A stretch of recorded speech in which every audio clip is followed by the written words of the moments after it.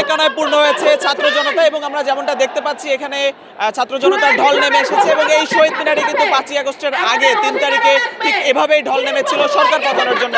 এই March for unity আমাদের মাঝে আবারও ইউনিটি ফিরে নিয়ে আসবে। তবে হ্যাঁ, এই সরকার পূর্ববর্তী যে ফ্যাসিজম সরকার ছিল, পরাজিত শক্তি, সেই পরাজিত সরকারের মতো যদি ফ্যাসিজম সরকার কায়েম না করে মূলত আমাদের যে 5ই আগস্টের কাঙ্ক্ষিত বাংলাদেশ, জনগণের যে কাঙ্ক্ষিত বাংলাদেশ, সেই কাঙ্ক্ষিত বাংলাদেশ প্রতিষ্ঠা করার লক্ষ্যে আমাদের শহীদ ভাইদের রক্তের উপর দাঁড়িয়ে যদি বাংলাদেশ সংস্কার এবং বিনির্মাণ করে তাহলে আমাদের এই ইউনিটি বজায় থাকবে এবং এই বাংলাদেশ সুন্দরভাবে সংস্কার করা যাবে।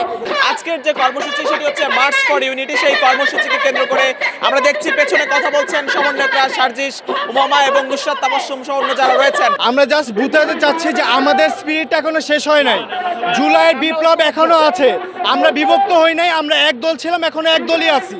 আমাদের মেন যে এটাই যে আমরা বিভক্ত হই নাই, আমরা সবাই একসাথে কাজ করে যাব। এখন অন্যায়ের বিরুদ্ধে আমরা কাজ করতে নেমেছি, এই যে শুরু হয়েছে এটা অনবরত চলতে থাকবে। আজকে ঘোষণাপত্র যেটি রয়েছে জুলাই আন্দোলনের যে ঘোষণাপত্র, যেখানে কেন জুলাই আন্দোলন হয়েছিল, কেন সরকার পতনের রূপ নিয়েছিল সেটি কিন্তু প্রকাশ করার কথা ছিল। তবে গতকাল রাতে মধ্যরাতে কিন্তু সেটি নিয়ে দফায় দফায় মিটিংয়ের শেষে যেমনটি জানানো হয়েছে সমন্বয়কদের পক্ষ থেকে যে আজকে ঘোষণাপত্র পেশ করা হবে না। কালকে রাতে যখন আমরা এই প্রোগ্রামটা করি তখনও তারা অনেক বাধা বিপত্তি দিয়েছে, কিন্তু ফাইনালি আমরা প্রোগ্রামটা করতে পারছি। কিন্তু তারা যে কাজগুলো করছে এগুলো যাতে করতে না পারে, তাদের ধরে তাদের শাস্তি দেওয়া উচিত। আর এই যে আগামী ফ্যাসিস্ট যাতে আর কখনো জন্ম নিতে না পারে।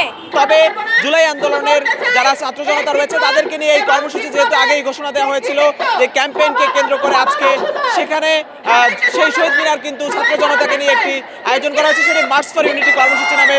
যেই কর্মসূচিটি ঘোষণা দেওয়া হয়েছিল গতকাল রাতে এবং সেই কর্মসূচি পালন করা হচ্ছে এবং দুপুর থেকে আমরা এখানে দেখেছি ছাত্র জনতারা বিভিন্ন জায়গা থেকে, বিভিন্ন জেলা উপজেলা থেকে এবং রাজধানীর বিভিন্ন জায়গা থেকে কিন্তু শিক্ষার্থীরা এখানে এসেছেন এবং কানায় কানায় পূর্ণ হয়েছে শহীদ মিনার এবং সেখানে কিন্তু সেই মার্চ ফর ইউনিটি কর্মসূচি চলছে। আমরা এখানে দেখতেছি জনগণের স্বার্থ, দেশের স্বার্থ, সিস্টেমের স্বার্থ। একটা দেশ কিভাবে সুন্দরভাবে চলবে, কিভাবে সিস্টেমগুলো চলবে, দুর্নীতি মুক্ত হবে, এইগুলা জিনিসগুলো আমরা দেখতেছি। কিন্তু তারা দেখতেছে ভোট, তাদের কথা হচ্ছে যে ভোট দিলে আমরা বাকিগুলো করে ফেলবো। তাহলে স্বাধীনতার পরে এতগুলো বছরে এতগুলো ভোট হয়েছে, কই আমরা তো কোনো পরিবর্তন তরুণরা দেখি নাই কা। সর্বপ্রথম হচ্ছে যে জুলাই বিপ্লবে আমরা যারা অংশগ্রহণ করছি এখনও অনেকের বিচার হয় নাই কা, প্রপারলিভাবে হয় না, এবং যাদেরকে ধরে নেওয়া হয়েছে তাদেরকে অনেকেও ছুটে যেতেছে। তো এই বিষয়ে সরকারিভাবে আমাদের একটা পদক্ষেপ নেওয়া উচিত যাতে এটা মজবুত হয়। যারা আমাদের বিরুদ্ধে ছিল তাদের যেন একটা শাস্তির দাবি হয়।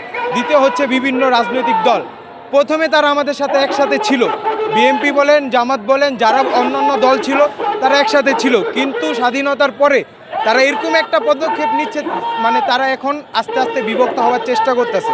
যার যার রাজনৈতিক দলের স্বার্থ অনুযায়ী তারা আমাদের থেকে আস্তে আস্তে বিভক্ত হইতেছে, যার যার স্বার্থ দেখতেছে। এরকম তো পরিবর্তন তেমন দেখি নাই কা। এই কারণে নির্বাচন হবে পরে, নির্বাচনের সাবজেক্ট পরে, আগে যতটুক আমাদের সংস্কার করা দরকার সেই সংস্কার আমরা করব।